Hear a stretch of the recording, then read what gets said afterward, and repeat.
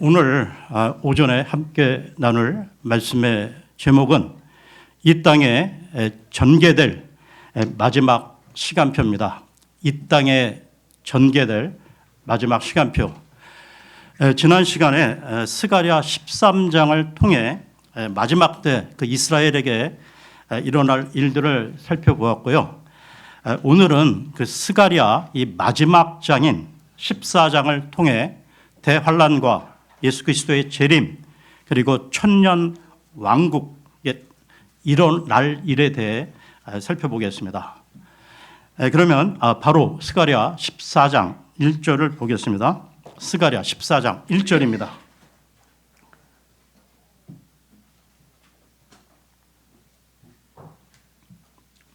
보라, 주의 날이 오나니 너희 약탈물이 너희의 한가운데서 분배되리라. 대환란 끝 무렵에 적그리스도의 군대가 예루살렘을 침공해서 그 도시에 노량물들을 나눈다는 말씀입니다. 계속해서요 14장 2절을 봅니다. 2절입니다. 이는 내가 모든 민족들을 모아 예루살렘을 대적하여 전투하게 할 것이기 때문이라. 그런즉 그 도성이 점령되고 집들이 털리며 여자들이 강간당하리라. 그리고 그 도성의 절반은 포로로 끌려나갈 것인데 백성 중 남아있는 자들은 그 도성에서 끊어지지 아니하리라. 적그리스도의 군대가 침공하여 예루살렘은 큰 피해를 겪겠지만 그 와중에서도 남은 자가 있으며 주님께서 그 남은 자를 지켜주신다는 것입니다. 계속해서 3절을 봅니다. 3절입니다. 그때 주께서 나아가시어 그 민족들을 대적하여 싸우시리니 그가 전투의 날에 싸우셨듯이 하시리라. 대환란 끝 무렵에 예수 그리스도께서 재림하셔서 적그리스도의 군대와 그 이스라엘의 그 전쟁 가운데 개입하심으로 전세를 역전시키시는데요. 이와 관련해 요한계시록으로 갑니다. 요한계시록 19장, 요한계시록 19장 19절에서 21절까지 보겠습니다. 19장 19절에서 21절입니다.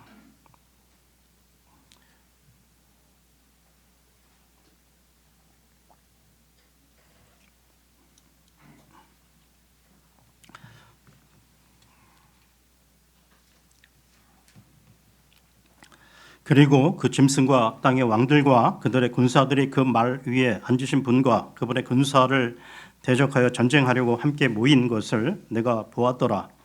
그리하여 그 짐승이 잡혔고 그 앞에서 기적들을 일으키던 그 거짓 예언자도 그와 함께 잡혔으니 그가 기적들로 그 짐승의 표를 받은 자들과 그의 형상에 경배하던 자들을 속였더라.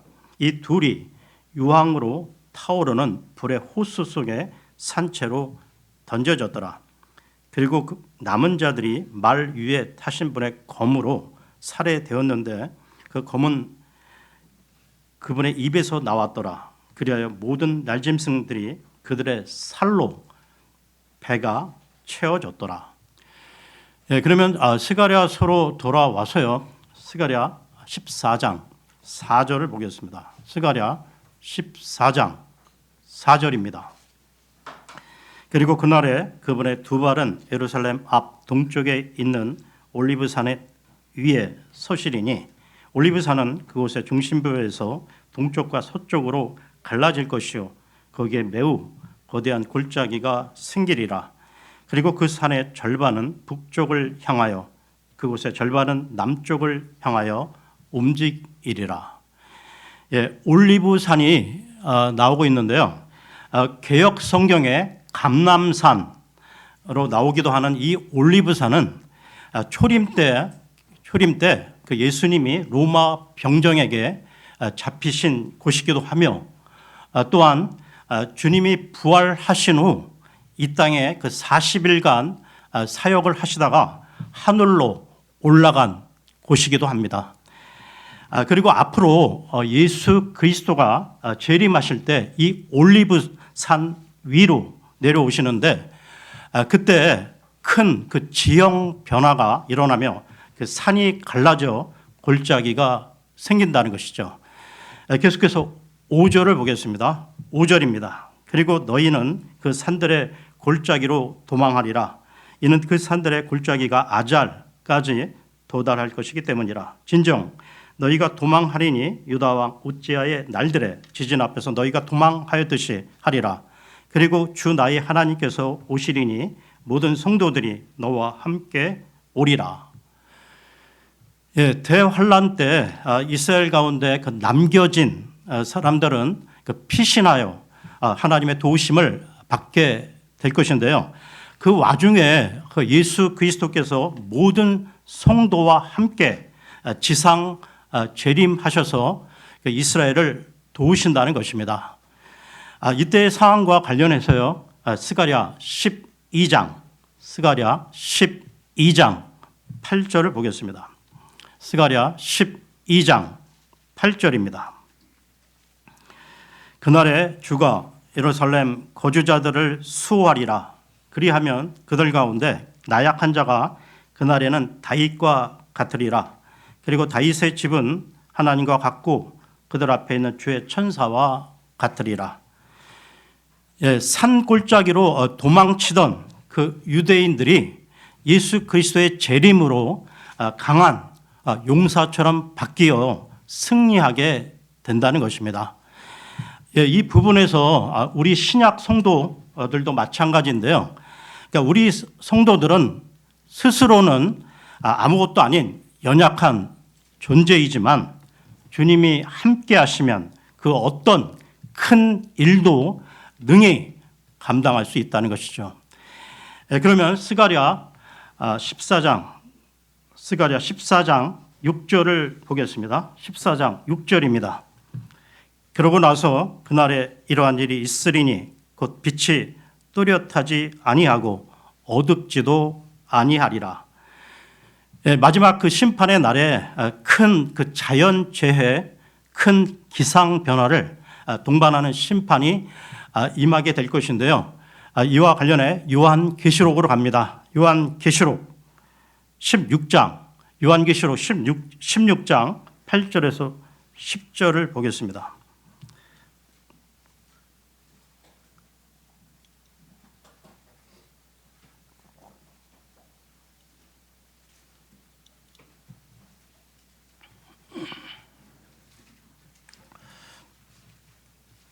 (16장) 8절에서 10절입니다. 다음으로 넷째 천사가 그의 호리병을 해 위에 쏟아 부었더라. 그리고 사람들을 불로 태우는 권능이 그에게 주어졌더라. 그러자 사람들이 엄청난 열기로 태워졌고 이런 재앙들에 대한 권능을 가지신 하나님의 이름을 모독하였더라. 그리고 그들은 회개하지 아니하였으며 그분께 영광을 돌리지 아니하였더라. 다음으로 다섯째 천사가 그의 호리병을 그 짐승의 자리 위에 쏟아 부었더라. 그러자 그의 왕국이 어둠으로 가득하였더라. 그리고 그들은 아픔으로 인하여 자신들의 혀를 깨물었고, 대환란 그 심판의 그때에는 해가 태양이 이상 고온으로 사람을 태우기도 하고 또한 어둠으로 가득할 때도 있다고 나오듯이 그때에는 기상, 그 일기 상황이 혼돈 가운데 빠지게 된다는 것이죠. 그러면 스가랴서로 돌아와서요. 스가랴 14장 7절을 보겠습니다. 스가랴 14장 7절입니다. 그러나 그것은 주께 알려질 한 날이 되리니 낮도 아니요 밤도 아니니라.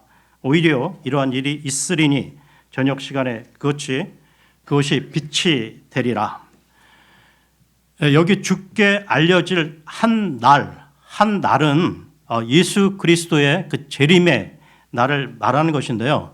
이 재림의 날과 관련해 마태복음으로 갑니다. 마태복음 24장 36절, 37절을 보겠습니다.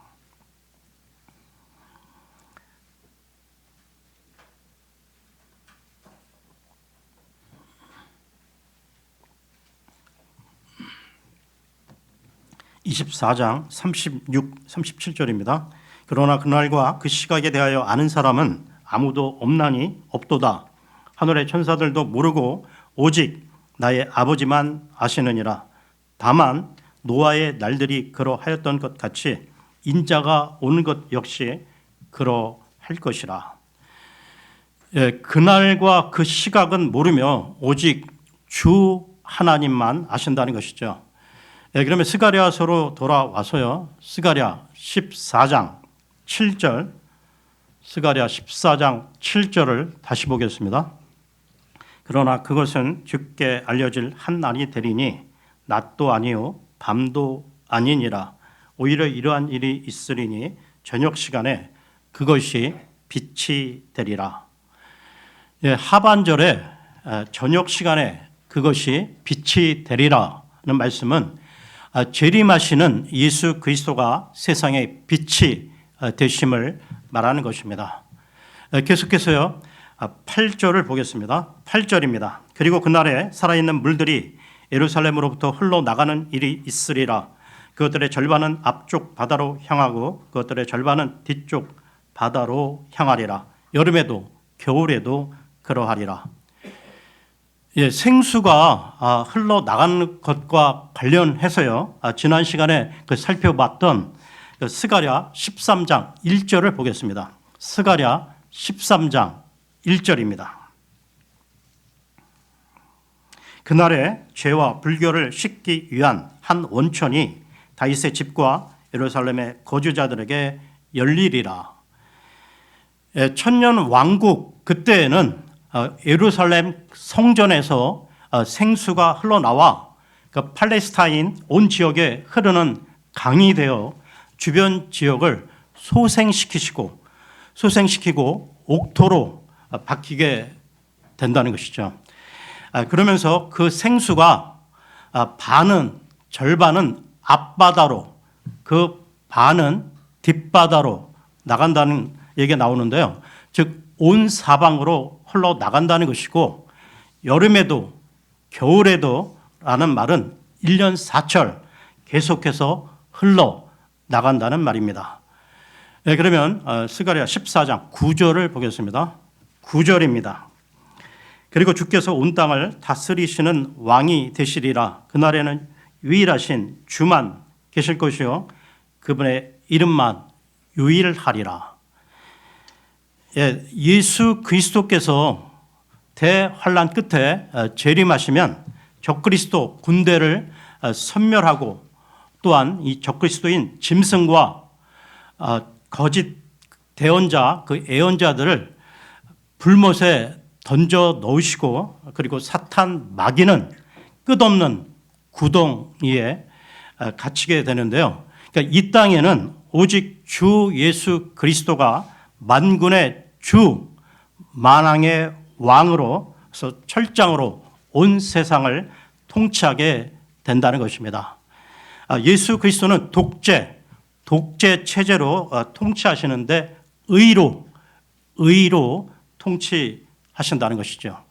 계속해서 스가랴 14장 10절입니다. 온 지역이 평야처럼 변하리니 그 바에서부터 예루살렘 남쪽 림몬까지 그러하리라. 그리고 그것이 높이 들려서 그녀의 처소 안에 거주하는 자가 있으리니 곧 베냐민 문에서부터 첫째 대문이 있는 위치까지요 모퉁이 문까지며 또한 하나니엘의 망대에서부터 왕의 포도즙 틀까지라.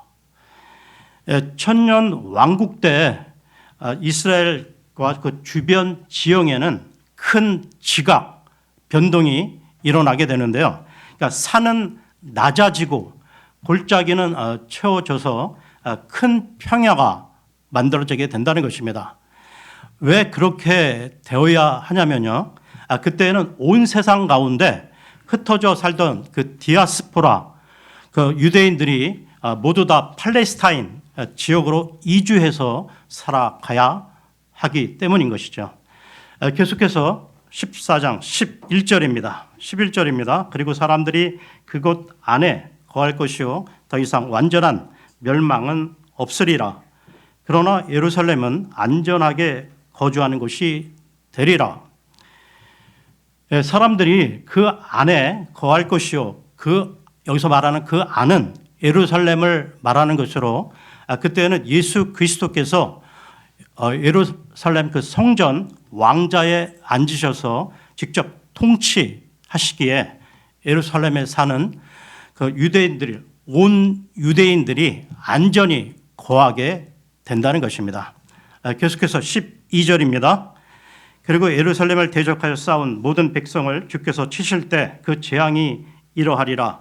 그들이 자신들의 발로 섰을 때 그들의 살이 점점 소멸될 것이요 그들의 눈이 그들의 눈구멍들에서 점점 소멸될 것이며 그들의 혀가 그들의 입안에서 점점 소멸되리라.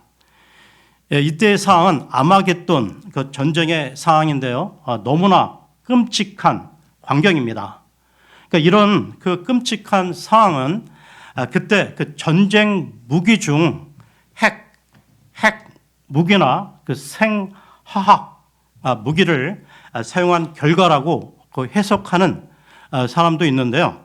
그러니까 예수 그리스도가 재림하시면 이런 가공할 무기를 사용치 않더라도 예수 그리스도는 적그리스도 군대를 소멸시킬 수 있다는 것입니다. 이와 관련해 데살로니가 후서로 갑니다. 데살로니가 후서 2장 8절, 데살로니가 후서 2장 8절을 보겠습니다.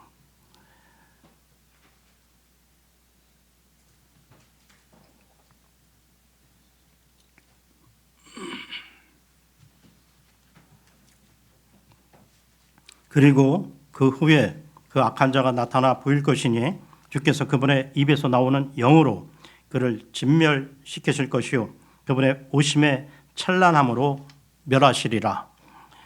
이처럼 예수 그리스도께서는 핵 무기나 그 생화학 무기가 아닌 자신의 입의 영으로 또는 그분 자체의 광채로 적그리스도의 군대를 소멸시킬 수 있으시다는 것이죠. 그러면 스가랴서로 돌아와서요. 스가랴 14장 13절을 보겠습니다. 13절입니다. 그리고 그날에는 이러한 일이 있으리니 주로부터 거대한 소란이 그들 사이에 있으리라. 그런즉 그들이 모두 저마다 자기 이웃의 손을 붙잡을 것이요 그의 손은 자기 이웃의 손을 대적하여 일어나리라.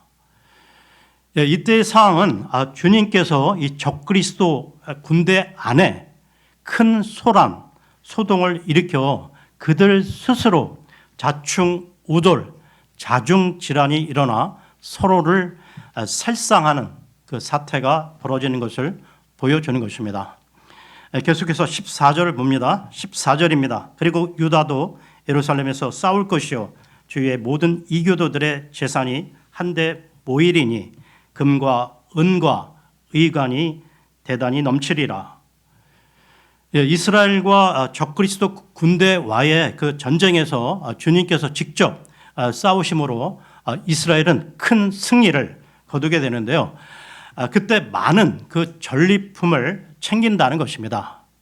그뿐만 아니라 천년왕국 때 그 주변 많은 그 이방 민족들이 주님을 두려워함으로 많은 예물을 바치게 될 것인데요. 이와 관련해 시편으로 갑니다. 시편 72편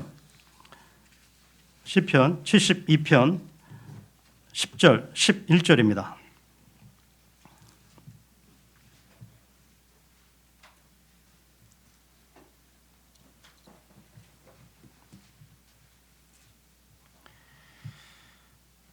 타르시시의 왕들과 섬들의 왕들이 헌물들을 가져가리이다. 쉐바와 스바의 왕들이 선물들을 바치리이다. 진정 모든 왕들이 그의 앞에서 엎드릴 것이니이다. 모든 민족들이 그를 섬길 것이니이다. 그러면 스가랴서로 돌아와서요. 스가랴 14장 15절을 보겠습니다. 15절입니다. 그리고 이 천막들 안에 있을 말의 재앙과 노새의 재앙과 낙타의 재앙과 나귀의 재앙과 모든 짐승들의 재앙이 그렇게 이 재앙과 같으리라. 예, 대환란 끝에 그 아마겟돈 전쟁 가운데 그 이방 민족들이 그 심판을 받을 때 말과 노새와 낙타와 이 나귀 등 모든 짐승들도 심판을 받게 된다는 것이죠. 그 와중에 그 적그리스도인 짐승과 거짓 대언자, 예언자 또한 산채로 불못에 던져지고 사탄 마귀는 끝없는 깊은 구덩이에 갇히게 된다는 것입니다. 이렇게 대환란은 종결이 되는데요. 그리고 다음 그 16절부터는 천년 왕국 사항이 쭉 나오고 있습니다. 16절을 보겠습니다. 그리고 이러한 일이 있으리니 예루살렘을 대적하러 온 모든 민족들 중 남겨진 모든 자마다 만군의 주이신 왕께 경배를 드리고 장막절을 지키려고 해마다 올라가기까지 하리라. 예, 대환란 끝에 살아남은 이방 민족들과 양으로 분류된 이방 민족들은 천년 왕국 때 예루살렘으로 올라와 주님을 경배하게 될 것인데요. 이와 관련해 시편으로 갑니다. 시편 66편 3절 4절입니다.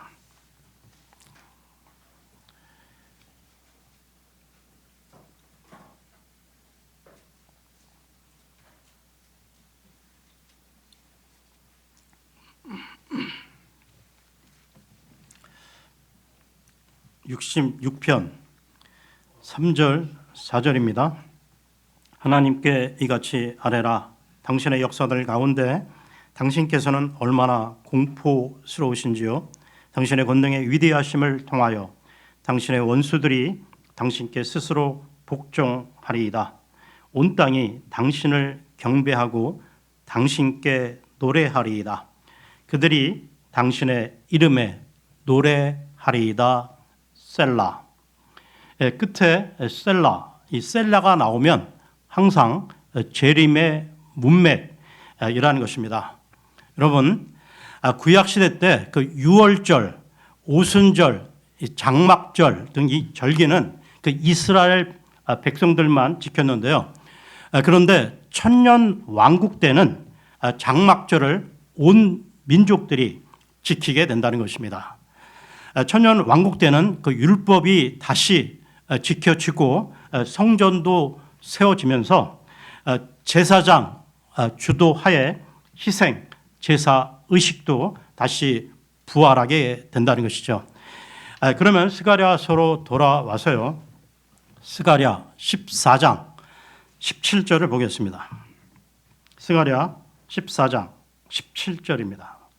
그리고 이러한 일이 있으리니 땅의 모든 족속들 중에서 만군의 주이신 그 왕께 경배하기 위해 예루살렘으로 올라오려 하지 아니하는 자들이 누구라도 바로 그들 위에 비가 내리지 아니하리라.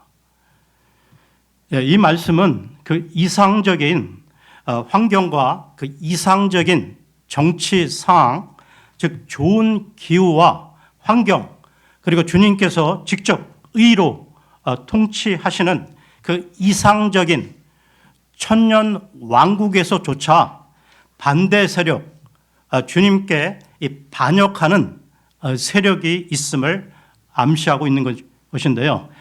계속해서 18, 19절을 보겠습니다. 18, 19절입니다. 그리고 만일 이집트 족속이 올라가지 아니하고, 즉 예루살렘에 올라오지 아니하고 오지 아니한다면 비를 얻지 못하리라. 장막절을 지키러 올라오지 아니하는 이교도들을 주가 칠 때 내리는 재앙이 거기에 있으리라. 이것이 이집트의 형벌이자 장막절을 지키러 올라오지 아니하는 모든 민족들의 형벌이 되리라. 천년 왕국 때는 사탄 마귀도 없고 부정한 영도 없게 된다고 했는데요. 그러니까 구약 성도들과 신약 성도들, 그리고 휴거되어 하늘에서 주님과 함께 내려온 거룩한 성도들을 제외하고 그 외에 그 천년 왕국으로 들어온 민족과 그 기간 동안에 태어나 자란 그 사람들에게는 여전히 죄성이 있기에 문제와 제약은 일어나게 된다는 것입니다. 이와 관련해서요, 이사야서로 갑니다. 이사야 66장, 이사야 66장 17절, 18절을 보겠습니다. 66장 17, 18절입니다.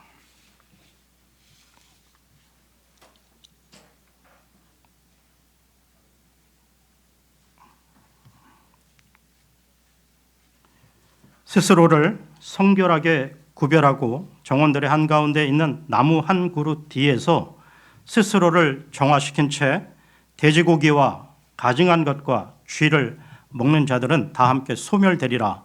주가 말하노라. 이는 내가 그들의 행위들과 그들의 생각들을 알기 때문이라. 그것이 이르리니 곧 내가 모든 민족들과 어족들을 모으겠노라. 그리하면 그들이 와서 나의 영광을 보리라. 여기 17절에 나무 뒤에서 스스로를 정화시킨다는 것은 하나님이 아닌 자신의 종교나 신념을 믿는 일을 말하는 것이고요. 또한 그 천년 왕국 때에는 에덴 동산처럼 사자, 이 호랑이 등 이 맹수를 비롯해 모두 다 채식을 하게 되는데 그때 그 돼지고기를 먹고 쥐를 먹는다는 것은 죽게 그 반역하는 이들이 있음을 말하고 있는 것입니다. 천년 왕국과 그 천년 왕국 그 상황과 관련해 한 부분 더 보겠는데요. 이사야서 65장입니다. 이사야서 65장 20절을 보겠습니다. 65장 20절. 그때부터는 더 이상 며칠밖에 살지 못한 유아가 한 명도 없을 것이요 자신의 날들을 채우지 못한 노인이 한 명도 없으리라. 이는 아이가 100세에 죽을 것이기 때문이라. 그러나 죄인은 100세가 되어도 저주를 받으리라. 하반절에 죄인은 100세가 되어도 저주를 받으리라는 말씀은 천년 왕국 그때에도 죄를 짓는 이가 있고 저주가 있고 죽음이 있다라는 것입니다. 그러니까 천년 왕국 때에도 이 불만 세력과 반역 세력이 계속 있어 오다가 천년 왕국 끝에 사탄 마귀가 끝없는 구덩이에서 잠시 풀려나 최후의 반역을 꾀할 때 동조하는 민족 사람들이 있다는 것이죠. 이와 관련해 요한계시록으로 갑니다. 요한계시록 20장 7절에서 10절까지 보겠습니다.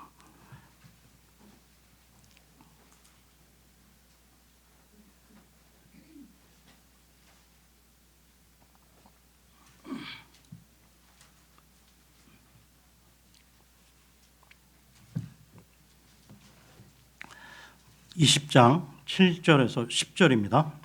그리고 그 천년이 다 끝나고 나면 사탄이 그의 감옥에서 풀려날 것이요 나가서 땅의 사방에 있는 민족들 곧 곡과 마곡을 속이고 그들을 함께 모아 전투를 하게 할 것이라. 그들의 수는 바다의 모래 같으니라. 그리고 그들은 땅의 넓은 곳 위로 올라갔고 성도들의 진영과 그 사랑받는 도성을 포위하였더라. 그러자 하늘에서 하나님께로부터 불이 내려와서 그들을 집어삼켰더라. 그리고 그들을 속인 마귀는 그 짐승과 그 거짓 예언자가 있는 불과 유황의 호수 속으로 던져졌으니 영원 무궁토록 주야로 심히 고통당하게 되리라. 이렇게 동조하는 민족들과 사탄, 이 마귀까지 완전히 멸망되므로 이 땅에서의 그 마지막 전쟁이 끝나고 완전 무결한 영원 세계로 들어가게 되는 것이죠. 그러면 스가랴서로 돌아와서요. 스가랴 14장 20절을 보겠습니다. 스가랴 14장 20절입니다. 그날에는 말들의 방울들 위에 주께 거룩함이라 쓰여 있으리라. 그리고 주의 집 안에 있는 냄비들이 제단 앞에 대접들과 같아지리라.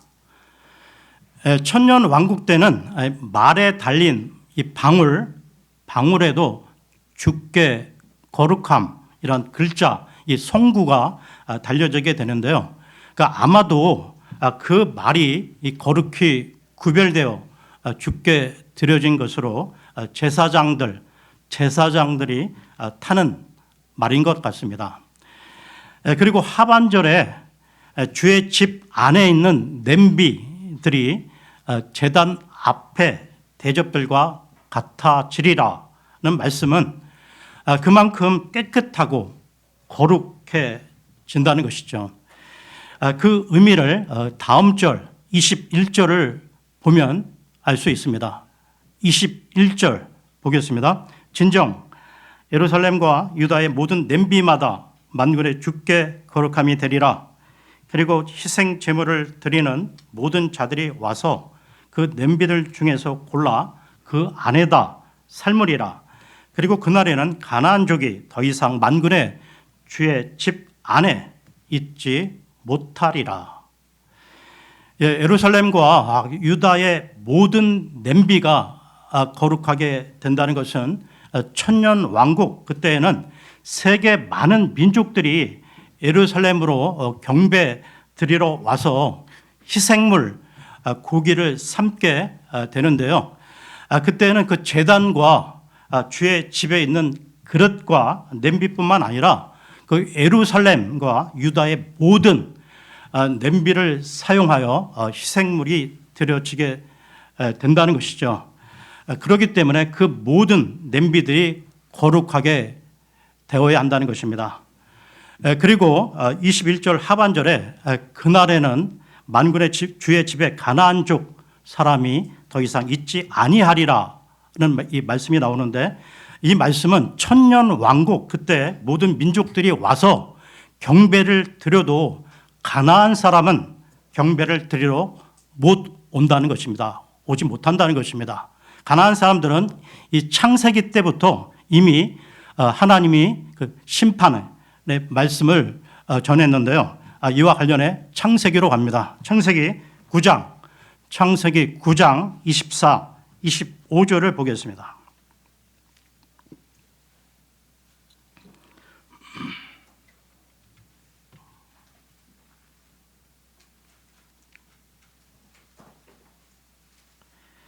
(9장) 24, 25절입니다.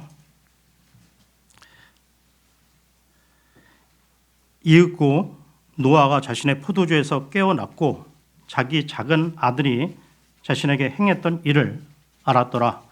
이에 그가 말하기를 가나안이 저주받기를 바라노라. 그는 그의 형제들에게 종들의 종이 되리라 하였더라. 창세기의 이 말씀이 천년 왕국까지 이어지는데요. 그러니까 원래 그 출애굽한 그 이스라엘 민족들에게 가나안 족속을 진멸하라는 하나님의 명령이 주어졌었습니다. 그러나 그 이후 그 이스라엘이 이 일을 이행하지 못하고 이어져 왔던 것인데요. 아마도 대환란을 거치면서 가나안 족속은 멸절되는 것 같습니다. 그러니까 이스라엘 민족이 실행하지 못하던 것을 주님께서 친히 행하시게 된다는 것이죠. 그러니까 이렇게 하심으로써 주께서 하신 말씀을 주께서 다 이루시게 된다는 것입니다. 이렇게 오늘 스가랴서를 다 마치고요. 다음 시간에 말라기로 넘어가겠습니다. 감사합니다.